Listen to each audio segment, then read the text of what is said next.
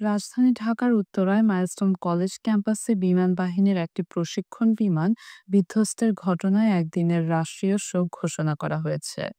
সোমবার ২১ জুলাই প্রধান উপদেষ্টার প্রেস উইং থেকে এ তথ্য জানানো হয়েছে।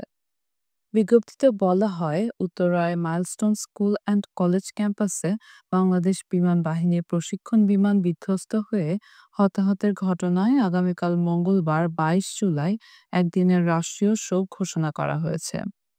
দেশের সব সরকারি, আধা সরকারি, স্বায়ত্তশাসিত প্রতিষ্ঠান, শিক্ষা প্রতিষ্ঠানে জাতীয় পতাকা অর্ধনমিত থাকবে।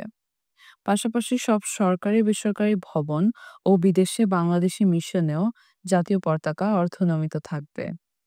আহত নিহতদের জন্য দেশের সব ধর্মীয় উপাসনালয়ে বিশেষ প্রার্থনার আয়োজন করা হবে বলেও জানানো হয়েছে।